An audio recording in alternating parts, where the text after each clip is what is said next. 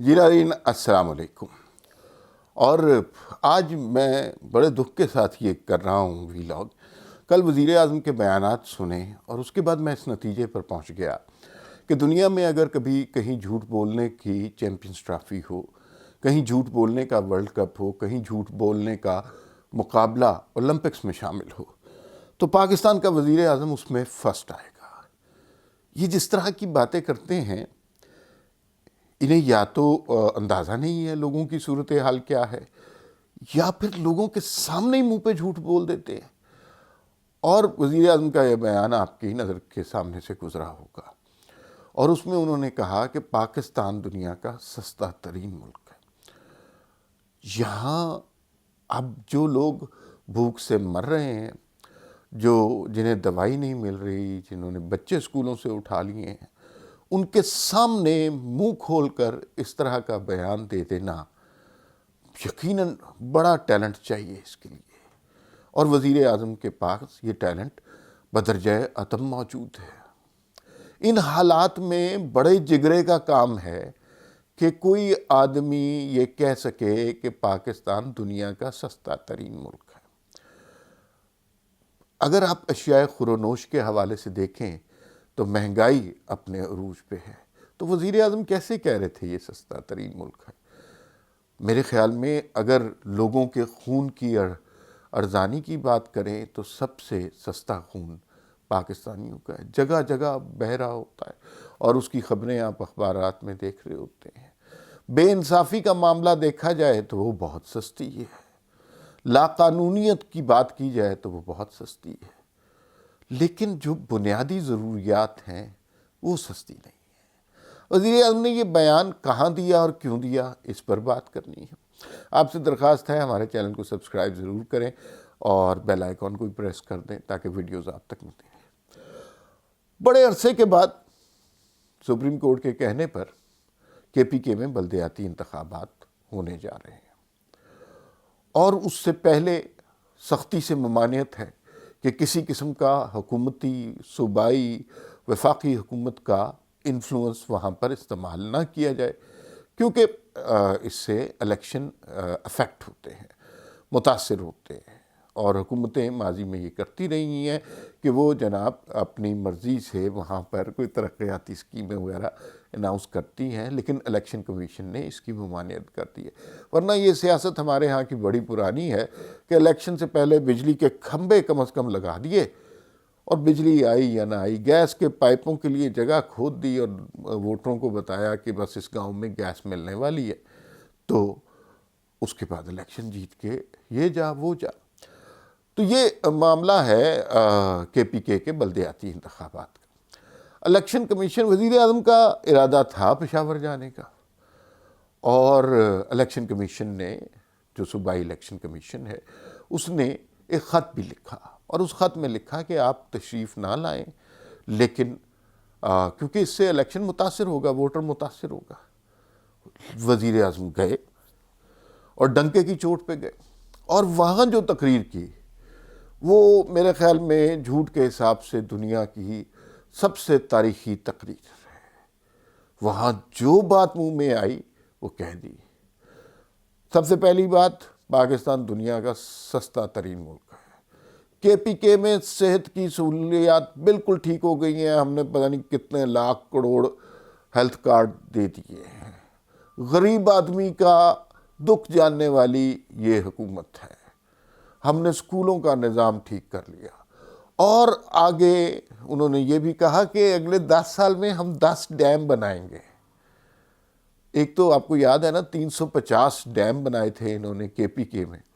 بعد میں پتہ چلا کہ نلکے لگائے ہیں، وہ ڈیم نہیں تھے، اور وہ نلکے بھی کوئی 350 نہیں لگائے تھے، 10-15 ہی لگائے تھے. اب اگلے 10 سال میں 10 ڈیم بنانے کا اعلان کر دیا. سب کو پتہ ہے یہ جھوٹ ہے، سب کو پتہ ہے اگلے 10 سال میں ان کی حکومت نہیں ہوگی، لیکن بولنے میں کیا حرج ہے؟ الیکشن کمیشن اب چیختا رہ جائے گا، خط لکھے، قانونی چارہ جوئی کرے، جو مرضی کرے، اس کی کوئی بات نہیں سنے گا. اس کے علاوہ سر عام چیکس بھی تقسیم کیے گئے احساس پروگرام کے تحت. تو یہ دھاندلی نہیں ہے؟ لیکن اگر فرض کیجئے نواز شریف یا زرداری اس طرح کسی ایسے علاقے میں جاتے جہاں بلدیاتی انتخابات ہو رہے ہوتے، قیامت نہیں مچا دینی تھی تحریک انصاف نے؟ اس قدر زیادہ شور مچانا تھا کہ لوٹ گئے اور جناب ڈاکو آ گئے اور ملک کا الیکشن لوٹ کے چلے گئے، غریب ووٹروں کو دھوکہ دے کے چلے گئے، تو بھائی آپ نے کیا کیا ہے؟ لیکن یہ بڑا عجیب سی بات ہے۔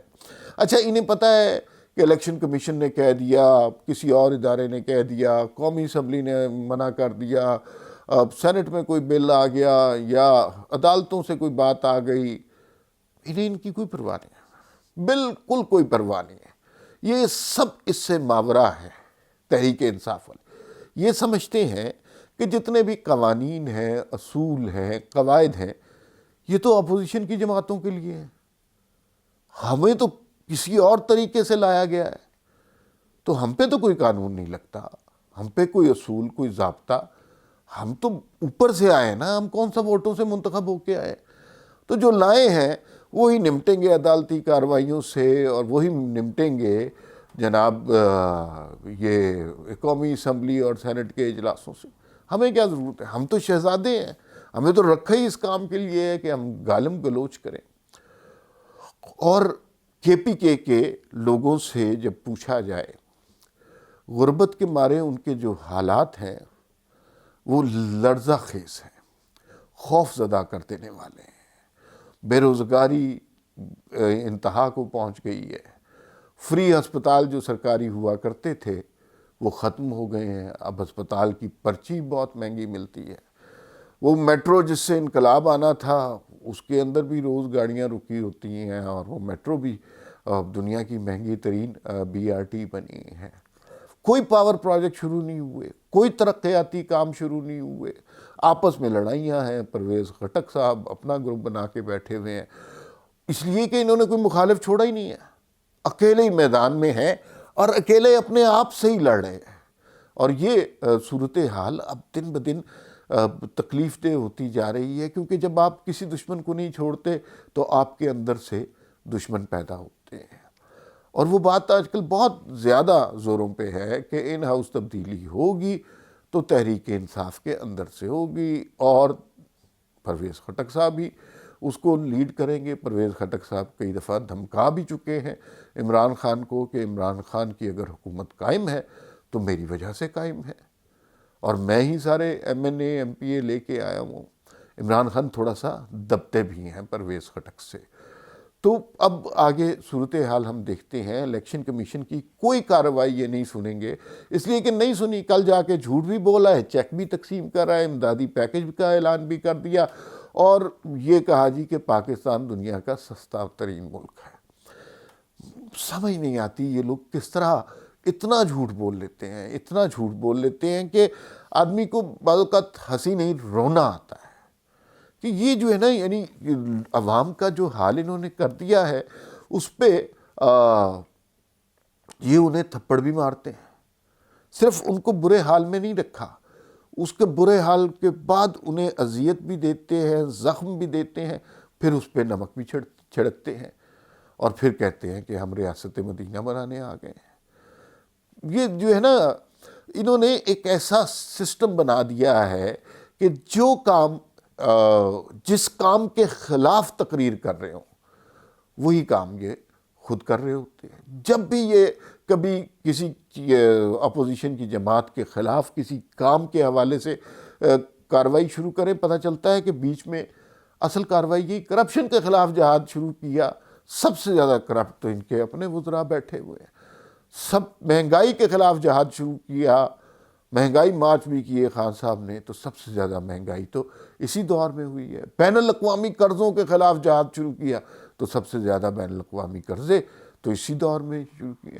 پیٹرول کی قیمت بڑھانے کے خلاف جہاد کیا تو سب سے زیادہ پیٹرول کی قیمت یہیں پہ بڑھی ہے۔ کوئی ایک چیز پکڑ لیں، ہر جگہ یہ جو ہے نا اپنا تھوکا چاٹتے ہیں، اور ہر جگہ یہ اتنے دھڑلے سے جھوٹ بولتے ہیں، اور پورا کا پورا میڈیا ساتھ دیتا ہے ان کا۔ اور وہ اس لیے کہ میڈیا کو سجدے میں رہنے کی عادت سی ہو گئی ہے، وہ مثبت رپورٹنگ سے ابھی اٹھے ہی نہیں ہیں.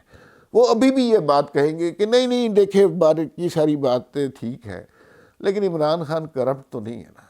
بیڑا غرق، سارا ملک تباہ کر دیا، سارے وزیر کرپٹ ہیں، سارے کرپشن کے سکینڈل اس دور میں آئے ہیں، اور جو شخص اوپر بیٹھا ہوا ہے وہ کرپٹ نہیں ہے.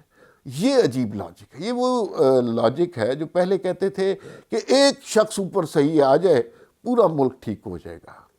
اب بقول ان کے وہ ایک شخص اوپر ٹھیک آ گیا، اب کہتے ہیں کہ نہیں، ٹیم ہی ٹھیک نہیں ملی، کیا کریں. تو یہ دن بدن ایکسپوز ہوتے جا رہے ہیں، اور مجھے ان لوگوں پہ بڑا ترس آتا ہے جنہیں اس نظام سے بڑی امیدیں تھیں، اور وہ آج کل غربت، افلاس اور فاقوں کے ہاتھوں مر رہے ہیں. اور خان صاحب کا یہ بیان کہ پاکستان دنیا کا سستا ترین ملک ہے، ان کے زخموں پر کس طرح نمک چھڑک رہا ہوگا.